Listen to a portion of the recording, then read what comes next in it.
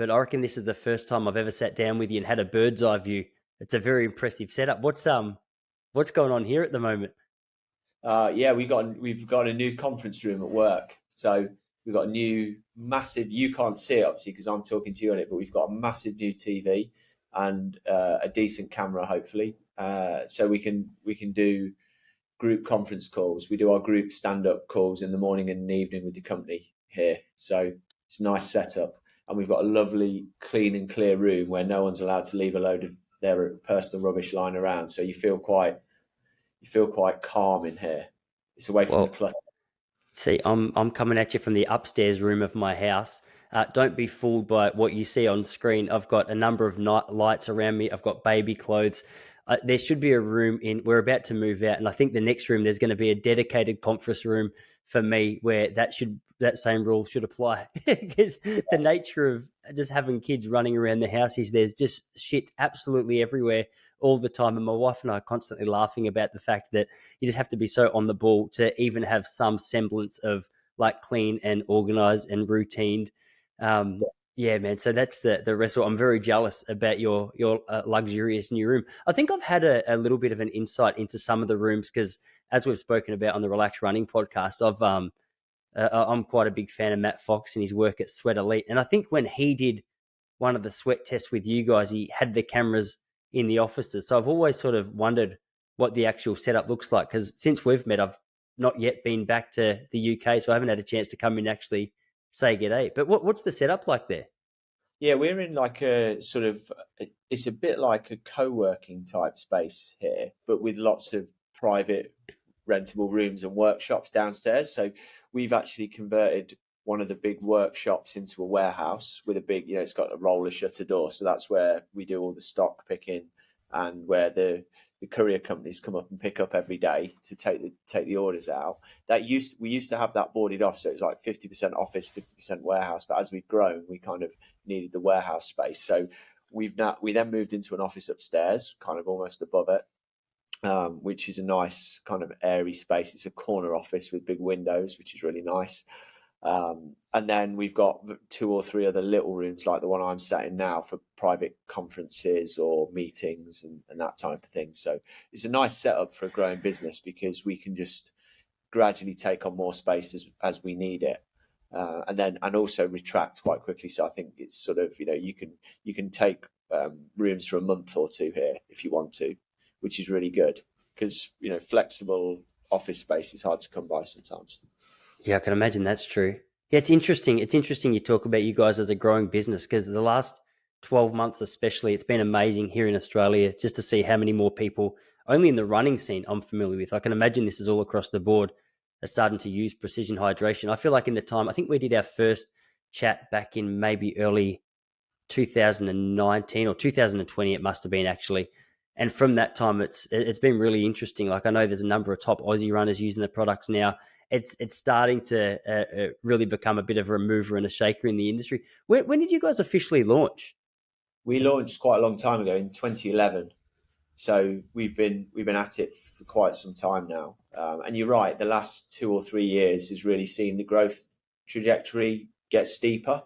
But it's only really been a function of the fact that if you're growing a business organically and sort of that's what we've been doing the whole time is if you get say even if you're growing at 100%, if your customer base is really small and your revenue numbers are really small, 100% growth is great in terms of the fact that you're doubling. But if it's doubling a very small number, that's still a relatively small number. But then at some point, obviously, that starts to get bigger and bigger. And we've managed to maintain our rate of growth in the last couple of years, and the numbers have got a bit bigger. And I think that's why it's lovely to hear you say that you're sort of seeing us around and about a bit more, because it's definitely the case that feels like what's happening. I was in the US last week.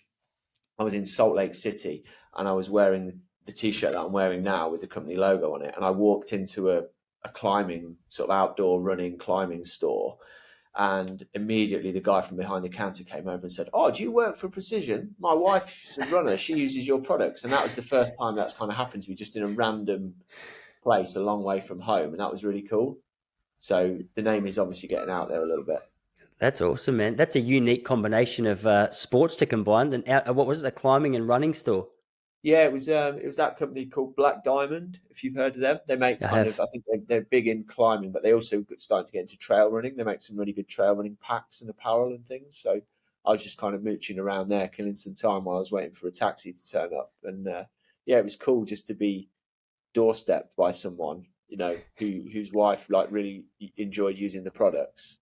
Yeah, it's quite. Uh, Yeah, it was. I felt What? like we started to arrive. Say that again.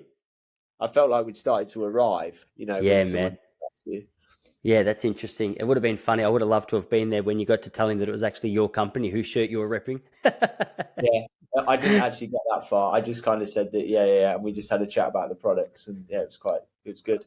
Oh, see, that's the difference between you and me. If I had started a company that I went to America and someone recognized it, would have been the first thing I told them, which is probably why you're in your position. Yeah, what was the nature of the way you started it? You said, what were you not advertising at all at the start? You were pretty keen just to let things spread naturally through word of mouth, or what was the mindset going into that? Yeah, it wasn't so much that we were keen to do that. It's just that we didn't raise very much money at all when we started the business. It was a group of four of us that put some money in together. And most of the money honestly went on buying stock and getting the basic business administration set up. So we didn't actually have a very grand budget for advertising or marketing. A lot of what we did was reliant on word of mouth, getting the word out there through contacts and kind of low key marketing. We went to a lot of events and expos in the early days to actually meet customers. That was obviously well sort of pre-pandemic, and when internet sales were definitely significant, but not anywhere near as dominant as they are now. So we had a vision that maybe actually getting out to events was the best way to reach people, and it kind of was in the sense that it allowed us to learn very quickly by chatting to people what they liked and what they didn't like about the products and what they thought about them. But it's also obviously not massively scalable, or not as easily scalable as stuff online is. So I think that meant that we were always naturally destined to grow pretty slowly to start with.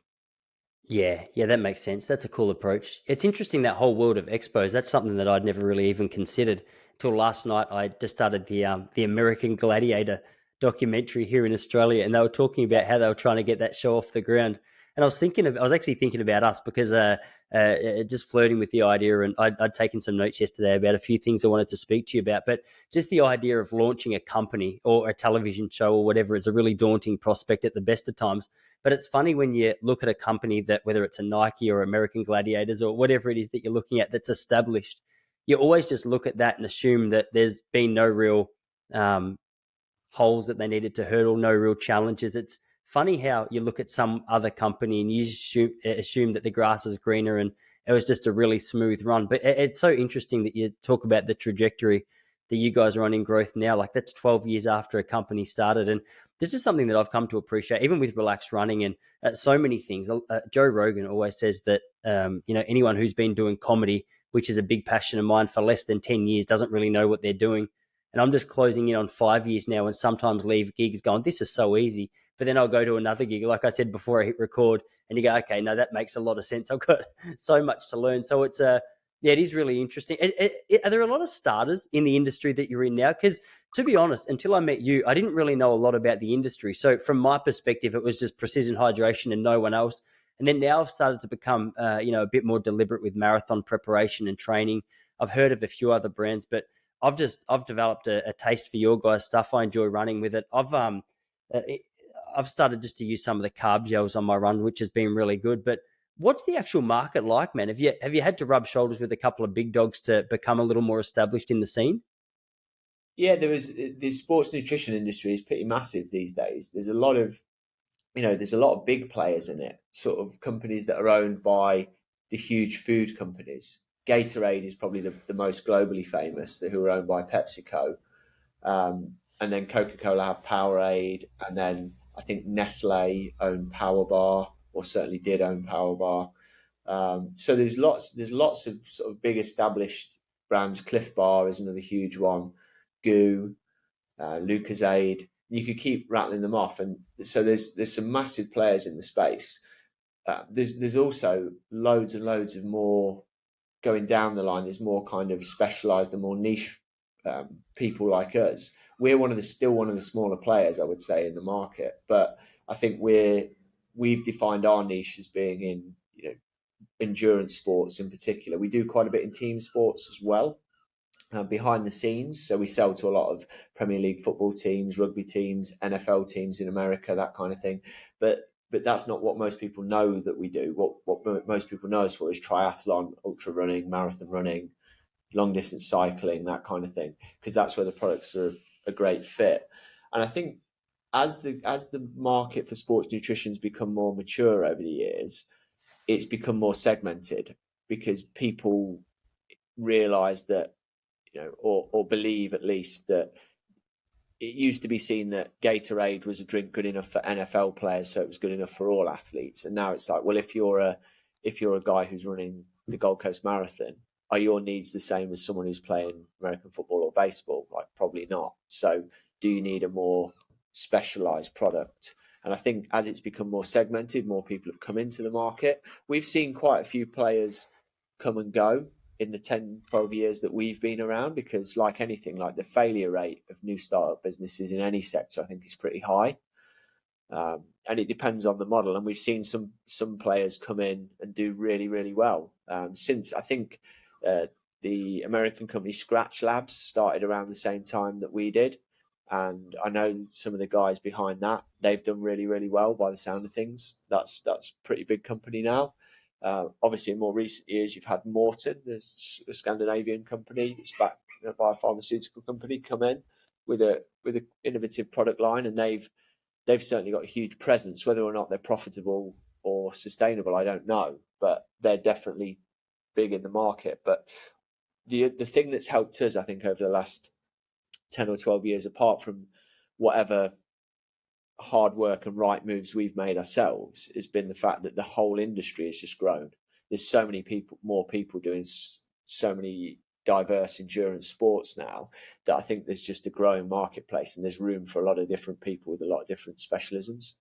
Yeah, it's interesting you mentioned Gatorade as another company that you compare yourself to, because it's when I look at you guys and when I look at Gatorade, I look at Gatorade as a very, and I think I don't know if this is what you meant when you said it's good enough for an NFL player or whatever, so it's good enough for the general public, but I see them as very, very general. It's almost like they're just trying to reach as many people as they possibly can.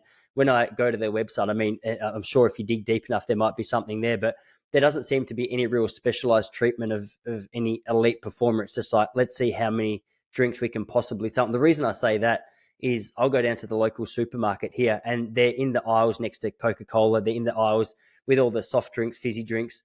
Just in my mind, and I don't know how many people actually feel like this, when I think of Gatorade, I just think of like a sugar drink now. I never really consider it as like a drink for elite performance. So even going into a marathon that I'm preparing for at the moment, it's not something that I'd really consider touching. That's obviously been a focus of your guys, like that real specialized hydration. And whenever I point someone towards you, it's always about that individualized approach. So you're trying to create a bit more of a niche brand, like tailored to the individual athlete, rather than just going, all right, let's just see how many supermarkets we can get our product in just for that bottom line, dollar result. Yeah, 100%. We're all about. We started out being all about individualization, so individualizing hydration based on your individual electrolyte losses, which I think was something that the industry was barely doing at all, and certainly not doing very well before we came along. And then I think what we also learned during that process was that led us to having a lot of one-to-one interactions with customers, because we were selling direct to them. And what we realized was that there's a lot of fundamentals that athletes need help with, even on the simple stuff like how to mix their drinks up, or how much to take per hour. Same with energy gels, like how many of these things do you need per hour in order to perform at your best? The basics of the education, which just aren't very well catered for in the market. There's some fantastic products out there, around, not just limited to ours. There's some really good products in the market, but I don't think anyone else does as good a job as we do in terms of taking athletes under their wing and either using digital tools or one-to-one interaction to really educate them on what they need, how they need to use them. It's a bit like selling someone a really lovely set of tools, but not teaching them how to do DIY with them.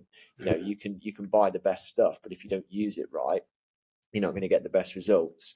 And so where we've doubled down over the years is that personal one-to-one interaction with athletes, be it through having a sweat test to understand your hydration needs, be it through having free 20-minute online video calls that we started during COVID with athletes, or as me and the team hosting webinars, going out to clubs and organisations and doing talks for people, writing educational blog articles and magazine articles.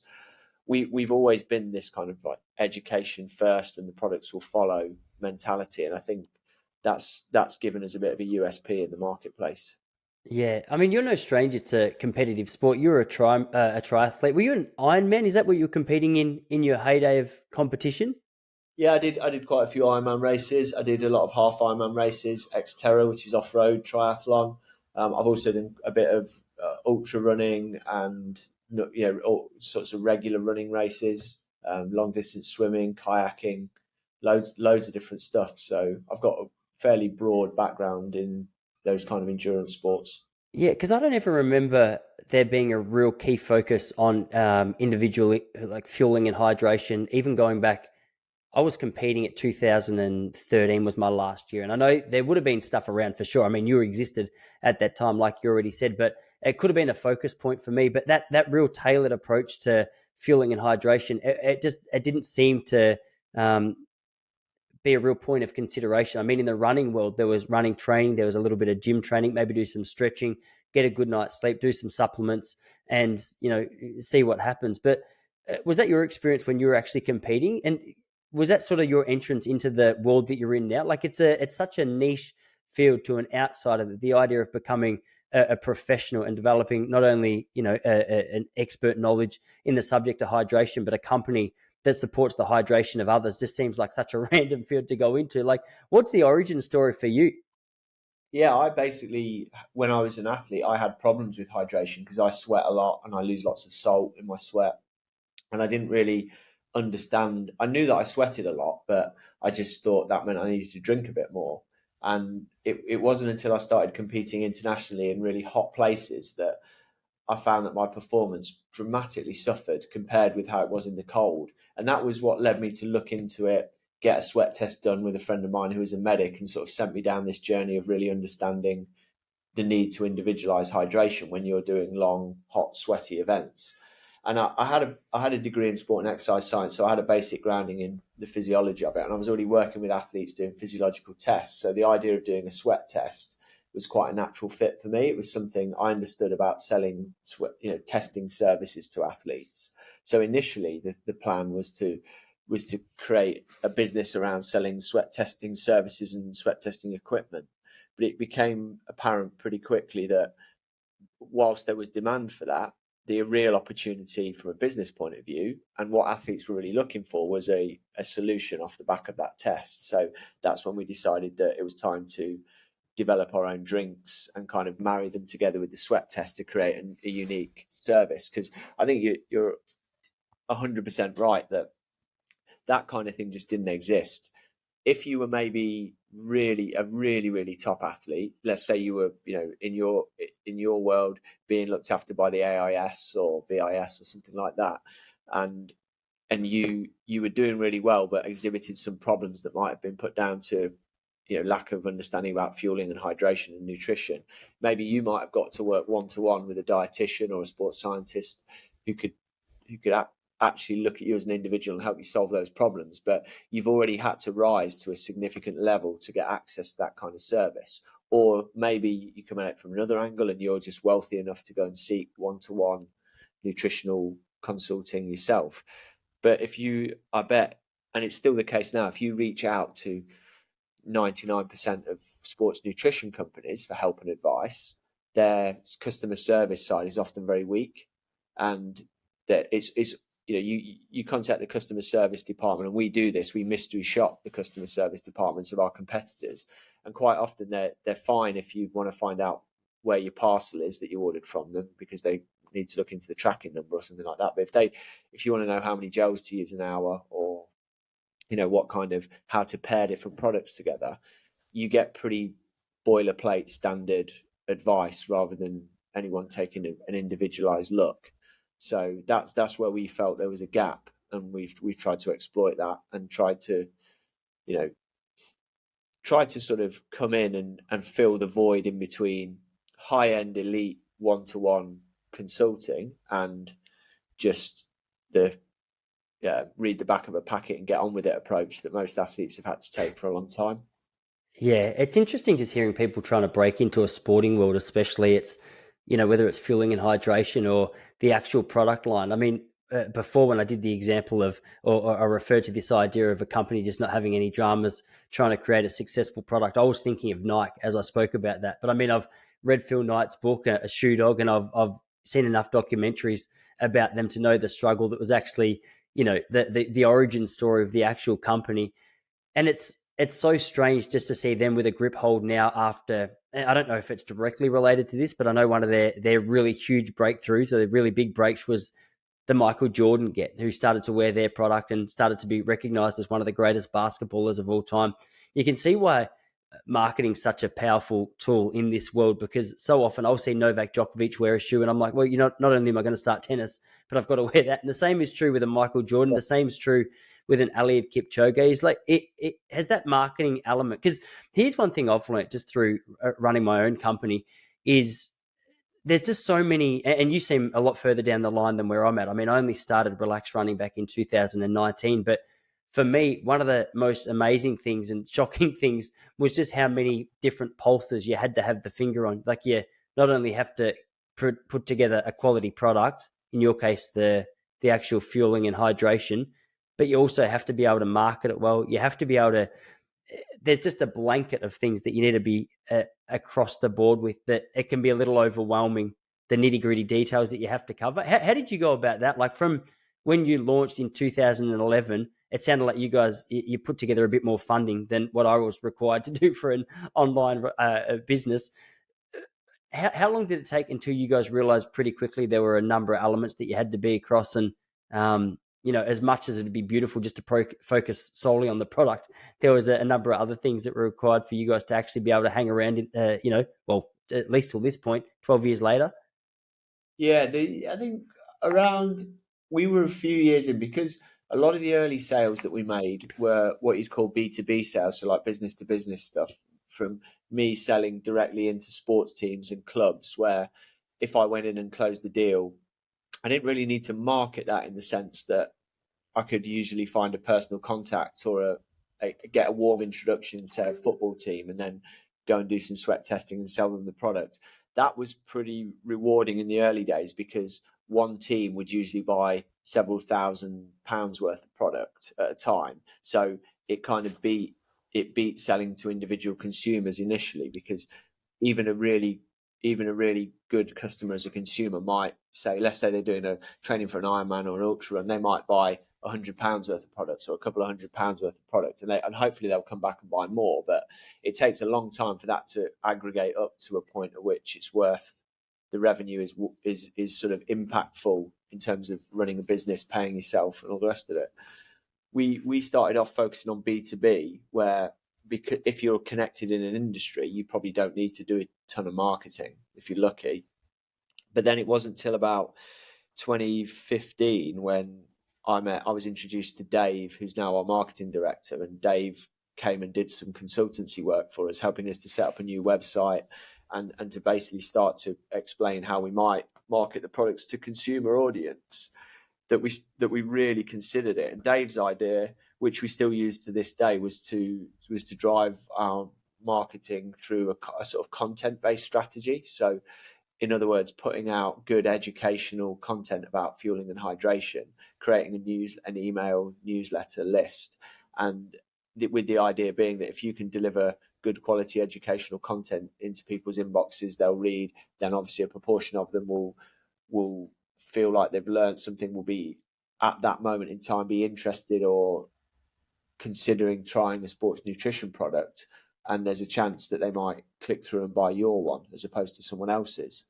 And we still do 2 newsletters a week now. There's a team of 4 or 5 people who are constantly producing content in the business, because there's an appetite for that with people, and we've always tried to be content and education first rather than sales. We get a lot of positive feedback from people who get our newsletter saying I usually delete marketing emails, but these I actually learned something, so I keep reading them, which is always really nice to hear because that's the aim.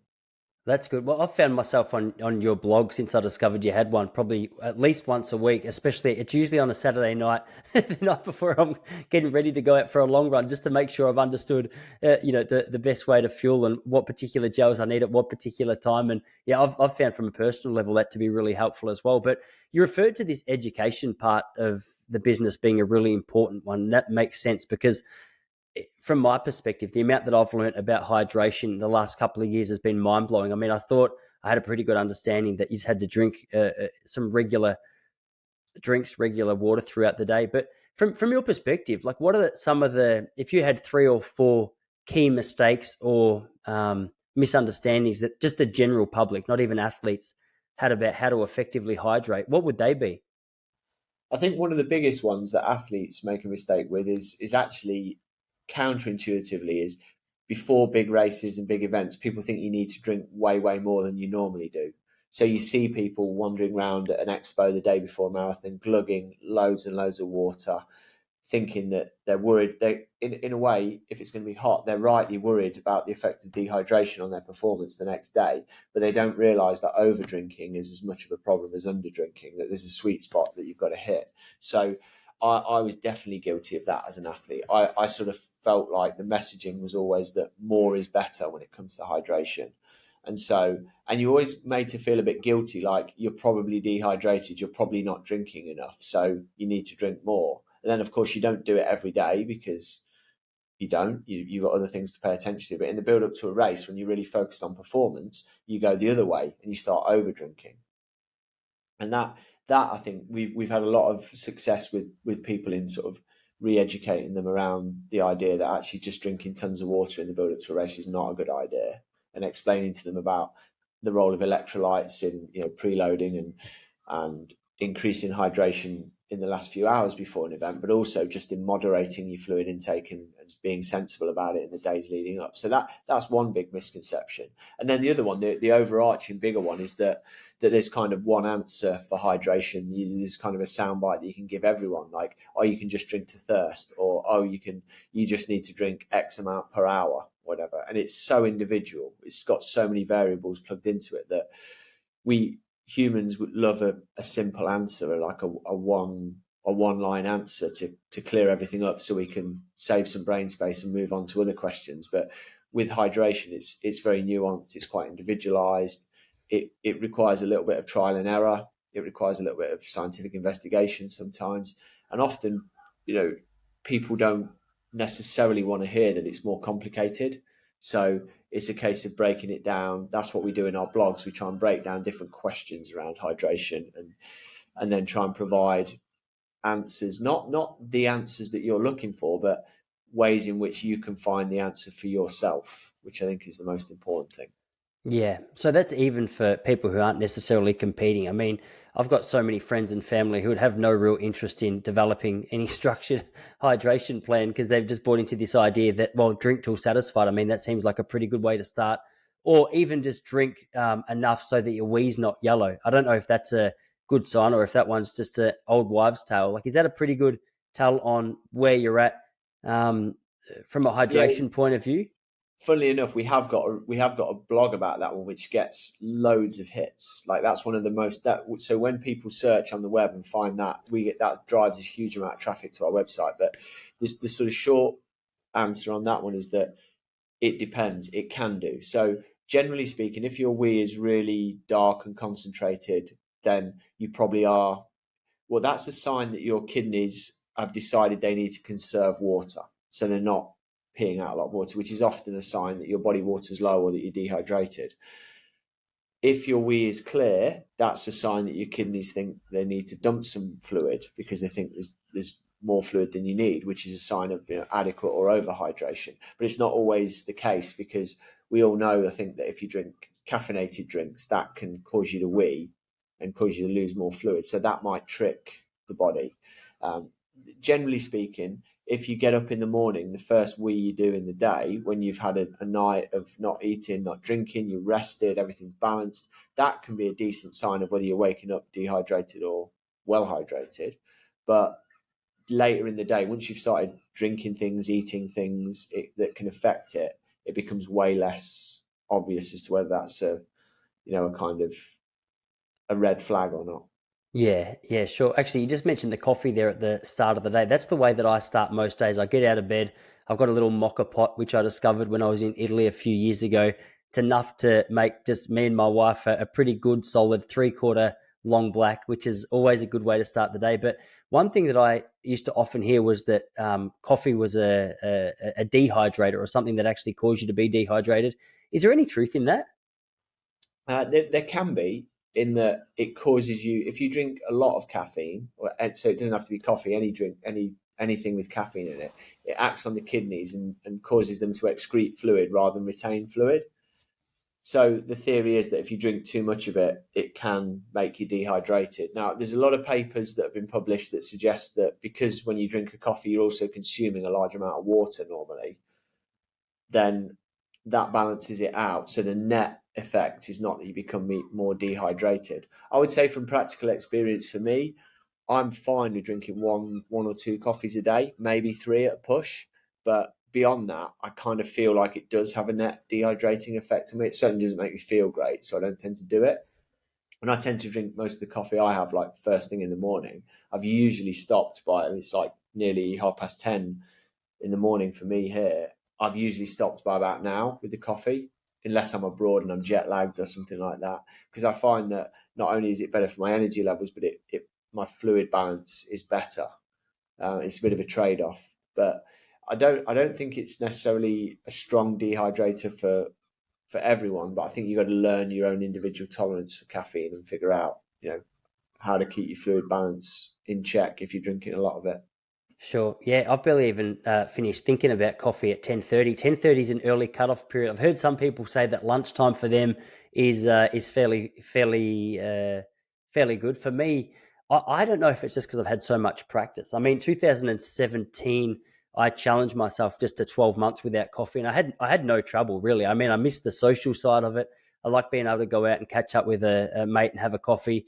It was way cooler than asking for a mint tea, which is what I was doing. I was actually in London when I was doing it. And I mean, there was no side effects, there was no symptoms. I didn't really notice that I slept better.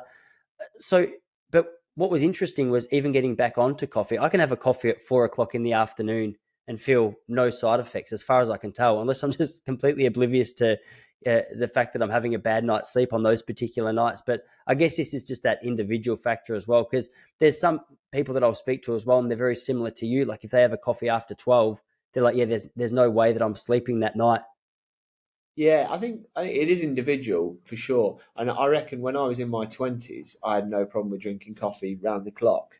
And I look at the habits of like the most of the people in our office, a lot of them are younger than me, a lot of them in their 20s or 30s, and I'll hear the coffee machine like whirring away, grinding beans at 3 or 4 o'clock in the afternoon. And that would have been me 20 years ago. But now, maybe I've got older, maybe I'm a little bit more educated about it. I don't know, but and I think there is a big genetic impact as well. It sounds like you're someone, if you came off coffee and didn't suffer any withdrawal effects and that kind of thing, it maybe sounds like just the caffeine doesn't have you obviously metabolize it really well, and it doesn't have a huge effect on you. Whereas my wife is completely the opposite. Like she can't touch coffee unless it's decaf. It really does make her jittery and feel terrible. She gets all of the bad side effects of coffee without any of the benefits. So I reckon a big part of it is genetics, but potentially as well, I think it might. Well, my personal experience leads me to think it might be a little bit age related as well. That perhaps as you get older, you can't tolerate it as well. Although, having said that, I watch my mum and dad now regularly put the coffee machine on after dinner in the evening and have a coffee before they go to bed. I'm like, I just couldn't do that anymore. The one thing that gives me comfort is I remember I used to work at an Italian restaurant here in Melbourne, and it was called La Notte, and it was a 24-hour restaurant originally. When I started working there, they often closed at sort of 12 to 2. And towards the end of the night, they would always get that coffee machine going. And I thought, well, you know what? I'm not going to be antisocial. I may as well take one. And then I would do it without thinking, go home, sleep, no worries. And then just in recent years, I've started to, I guess, as I've started to pay a bit more attention and sleep has become a bit more precious, having two kids under the age of 3 in the household, I've started to ask a few more questions about what's wise. But I mean, at the moment, I just think a crying baby seems to be the main problem keeping me up rather than any form of coffee. But one thing I was keen to talk to you about, and this has been a real point of interest for me, and one thing I don't think we've actually spoken about before, is just the quality of tap water. And it's interesting. When I lived in London, it was the first time that we used to boil some of our water before we would drink it. And I'm not sure whether that was just a recommendation from a friend or whether that was just general guidelines. But funny story, in the house that we lived in, so small that we had to be, it was a little studio apartment. We had to be so cautious with the amount of things that we had that we boiled all of our water in a frying pan and just poured it from the fry pan into the actual cup. But one thing that I noticed on a regular basis when we were in London was after we would boil that water, there was like this residue at the bottom of it. It looked like a white kind of residue that I thought that doesn't look like it should be in drinking water. It didn't look healthy. I don't know what it is. I don't know if there's any side effects. And then in recent years, I've started to hear more people speak about just the poor quality of so much of the tap water that we drink, whether it's, you know, an over like too much fluoride or too much chlorine added to keep it safe for drinking. And so I've recently got like a reverse osmosis, or not recently, about 3 years ago, got a reverse osmosis filter, which claims to reduce the fluoride and the chlorine to a massive degree. And then at the base of it, it's got these little, I don't know what the rocks are called, but apparently it's just to reinstall some of the minerals. I don't know whether I've just been sold fool's gold or whether or not that's something that's really beneficial. Because I mean, 99 plus percent of people that I know are just purely drinking tap water. And that's what I did for 29 years of my life. Is there any general advice that you can give around tap water? And I understand this is probably highly variable based on where you're living and where the actual water is coming from. Yeah, I think I'm definitely no expert in this particular area, but for me, I'm pretty comfortable and tend to drink tap water wherever I go. Unless there's a warning, a specific strong warning not to, I'll tend to, admittedly, a lot of my travel will take me to the US, down to Australia, to kind of Europe, like very westernized, modern parts of the world. So there's not usually a massive, there's usually no major kind of red flag to drinking tap water, so I'm pretty comfortable with that, and that's my default most of the time. Like I say, unless I've had a strong warning for some reason that we shouldn't, then I guess I lean back on the idea that public water supply is a pretty fundamental staple for most governments to get right and take care of, and that so many people drink it that you would get very early warning signs if there was something going wrong. I've definitely been to countries or places where either the mineral content's different or the way they treat it is different and it doesn't taste great. And sometimes then I might get a filter or bottled water. But I think that there's probably some arguments in some places for drinking filtered water. And if it makes you feel better and if it tastes better and encourages you to drink a little bit more, there's probably there's nothing bad with it. But I do think sometimes those things are a little bit overhyped and oversold, especially when they're taking certain things out, putting other things back in. There's often, I don't think, not a lot of strong evidence to support that, proper scientific evidence. And sometimes it's just a case of, people getting a bit hyped up about these things. I think the when you talk about the white stuff, I know that, lime scale, where I live on the south coast of England, my kettle gets gunked up with limescale really quickly. I just think we have what they call hard water, where it's kind of got more of those minerals in. But yeah, I mean, whether or not I'm a bad parent, I don't know. But I drink it. I let my kids drink it. I encourage my kids to drink it and sort of feel comfortable with that. So I think if you're traveling, it's always worth checking out and getting good advice on whether you're going to a part of the world where people generally don't drink the tap water. That's a warning for me, but otherwise I tend to drink it. Yeah, I think what you've just said is I'm a hippie, and so is my wife. I'm pretty sure. Which is, I mean, I've got no real evidence to back it up. I just had a mate who sold me a good argument, and then went on to tell me about how the world was flat. So I thought maybe he's not the best source of information, but I thought I'd give it a go. Man, I was really keen to hear about how you went with this European race recently, because as I don't know if I mentioned it before we recorded or not, but Sweat Elite, you're friends with Matt Fox. I saw that he'd put together a nice little run across Europe. What was it, 400 Ks in distance? You're going to be better at actually painting a picture of what happened, because I've seen half the video that he's posted. It looked beautiful. It looked impressive. I liked the man bun that you were rocking and the sunglasses that you were wearing. But what was the purpose of that? What was the details of that? Yeah, so yeah, Matt Fox obviously runs his company, his kind of media company, Sweat Elite, which I followed for a number of years just because he gets great insights into the way that elite athletes train and seem to pop up all over the world running with like Kipchoge and Kenya and all these sort of things. And I always thought, oh, this is an interesting guy. He's doing interesting stuff. And then I can't remember how we were introduced, but I think a mutual acquaintance or mutual friend introduced us, and we helped Matt with some fueling and hydration for marathons that he was running, and did a little bit of collaborative work with him. Kind of hit it off. I think he's a great guy, and he reached out to us after he'd run, I think it was it Tokyo or Osaka. He ran a marathon in Japan not long ago, and then after that, his next kind of project was this Euro trip run, which is a team run, 420 kilometers. This year it was from Cologne in Germany to Strasbourg in France. Each year it's only the second year of it, but their plan is that each year it starts in one town, finishes in another, and then the next year starts in the finished town and kind of moves on. So it's going to move around Europe. And Matt mentioned that he was doing this race. He was putting a team together. Could we sponsor them with some products, because they're going to need a lot of gels, a lot of hydration products for a run in the summer like that. And I kind of stuck my neck out and said, well, yeah, absolutely, but I'd really like to run. If you haven't got a full team or whatever yet, I was pretty shameless in putting myself forward to have a go, because I just thought it sounded cool. I thought this sounds like a great event. And Matt, he obviously deliberated for a while, and then came back and reluctantly said, yeah, I think you can run in the team, because I was probably bringing the average speed down a little bit, if I'm honest. But he was gracious enough to let me have a go. And so, yeah, we did very little planning in the build-up. Matt did a great job of pulling some fantastic people together. It was 6 guys and 2 girls. We all met up in Cologne in Germany a couple of days out from the event. I brought some of the crew, my business partner Johnny, Raf and Minty from our office, to kind of ride a support bike and drive the support cars, because we're obviously going to need supporting through this.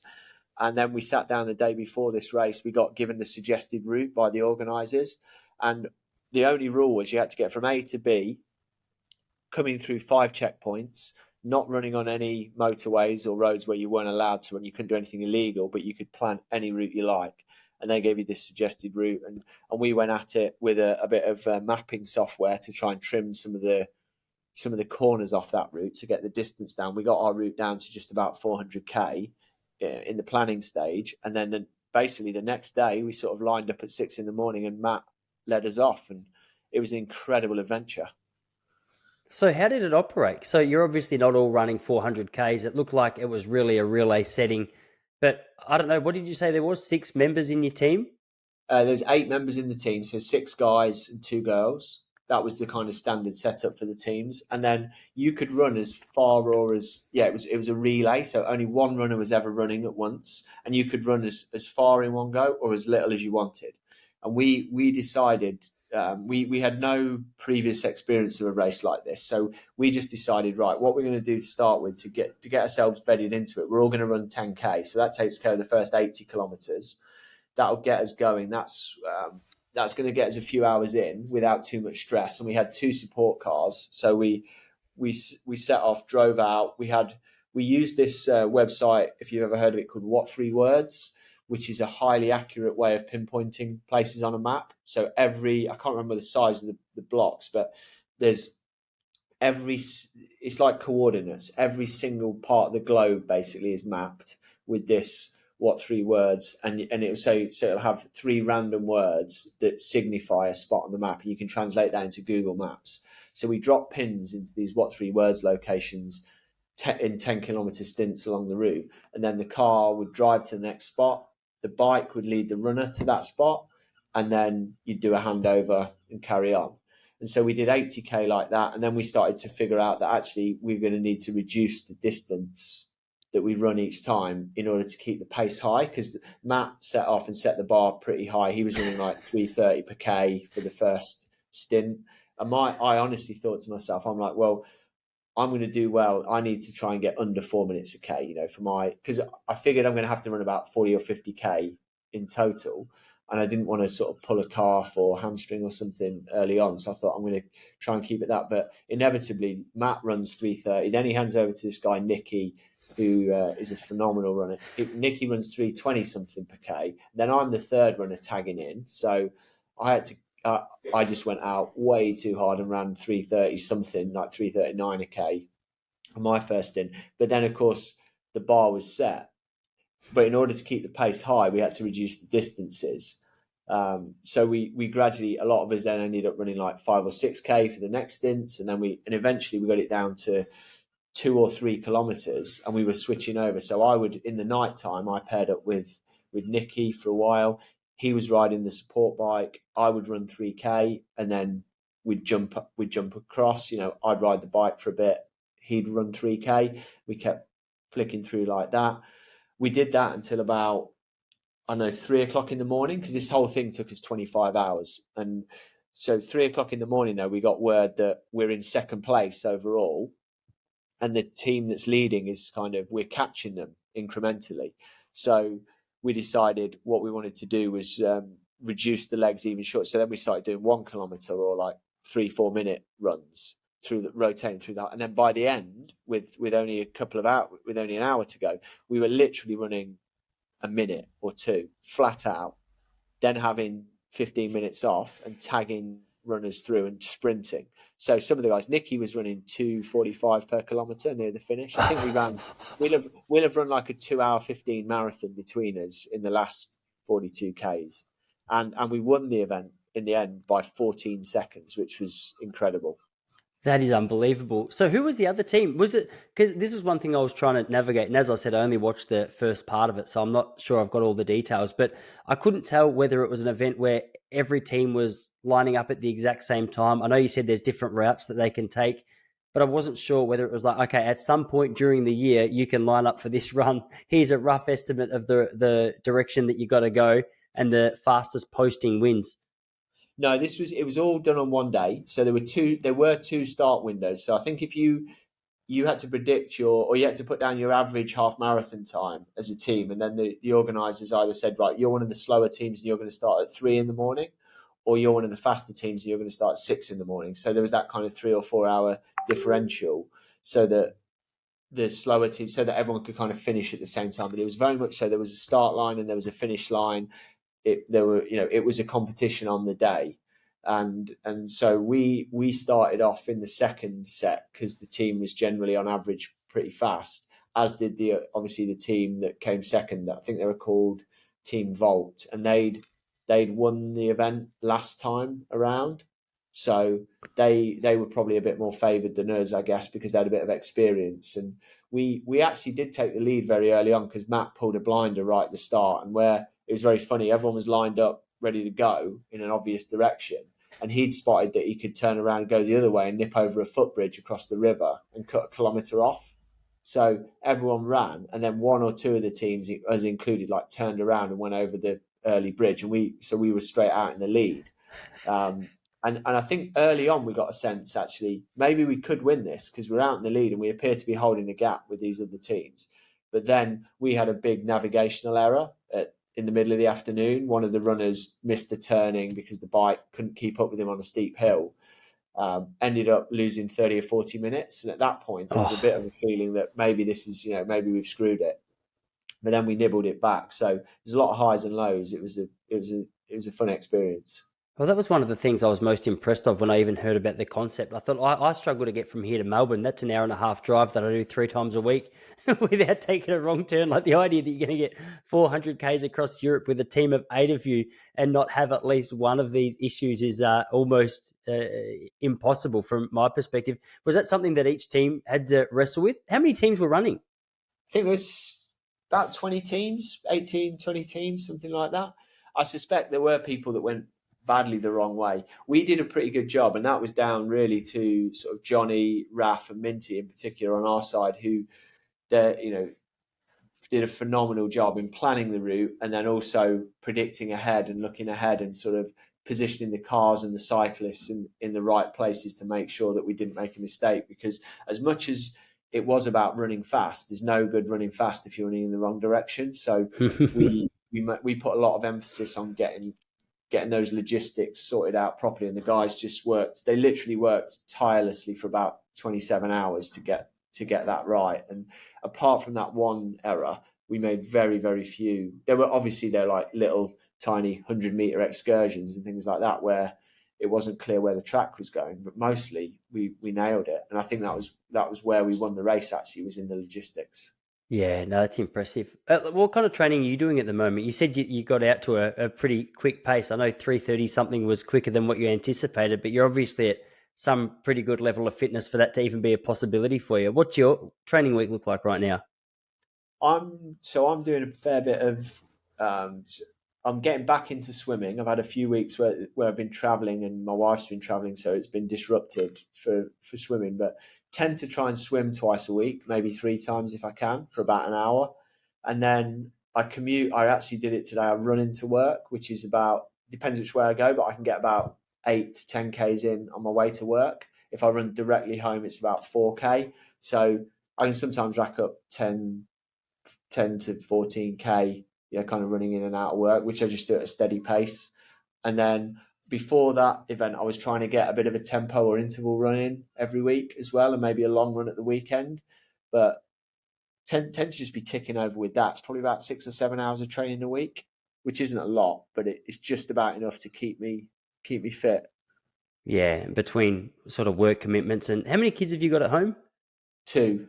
You got A two little as bit older well. than yours though, so I get a bit more sleep these days. But I've been in the hurt locker where you are now with the Uh, I sleep wish I could say I'm deprivation. happy for you. I'm only happy for you based on the fact that that might happen in my life in the next couple of years. Don't worry, it does. It does eventually happen. My kids as well, especially my boy, the oldest, who's now 9.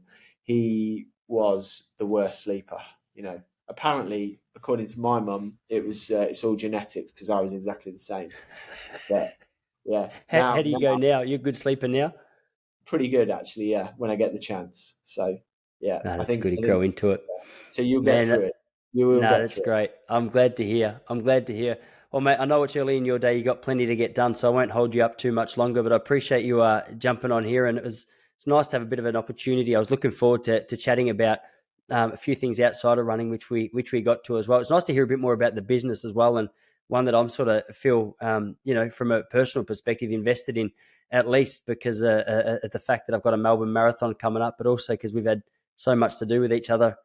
Yeah, Based on the fact we're on the other side of the world, it's been fairly consistent. So I'm looking forward to actually bumping into you at some stage. I'll make sure I'll let you know if and when I'm over there. You got to make sure you do the same for me next time you're in Australia. Line up a run or something.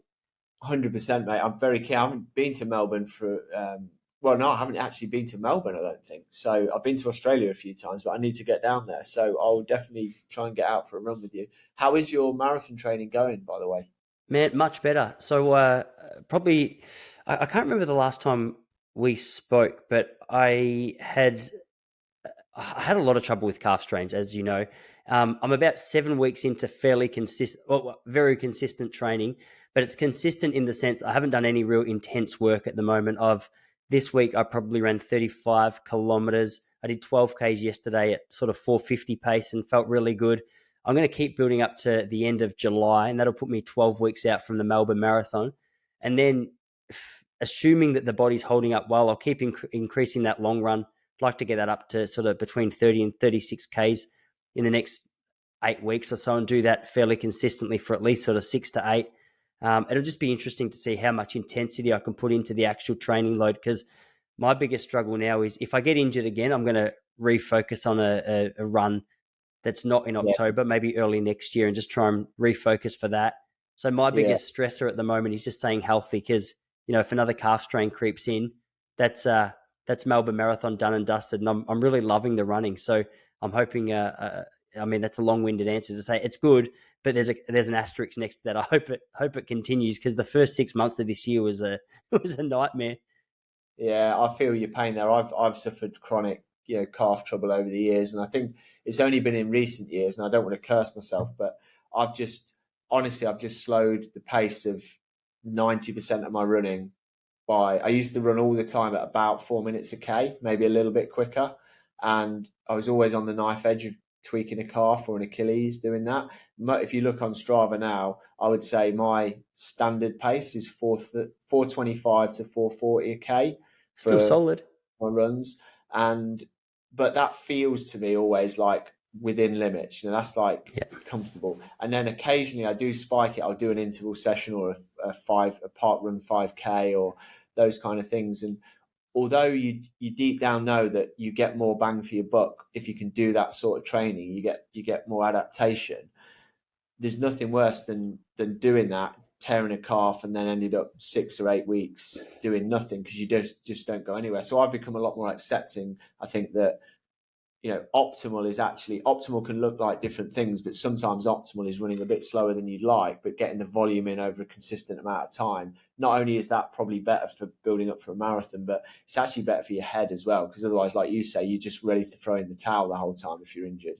That's for no good. sure. For sure. That's what I've sort of been saying to myself the last few weeks. I'm like, I'd much rather go into the Melbourne Marathon underdone than just Yeah, not at all. Like, so that's the goal. But I mean, yeah, I've set my target pretty high. I said I'd like to break 240. So, I mean, I've talked a big game now because it brought in a lot of Instagram, YouTube views. And now I'm being held to account by people yeah. who should be doing that. So anyway, watch this space. Fingers crossed it all comes together nicely. But yeah, I mean, well, we've got 15 weeks, so if I can tie that together, I mean, that's a big base. Cool. Yeah. Well, good luck with that. And if you do make it over here, yeah, come and see us. It'd be lovely to see you in the office. All right, man. I look forward to it. All right, Andy. Thanks again. I'll leave you to it. Yeah. Thanks, mate. See you soon. See you, everybody.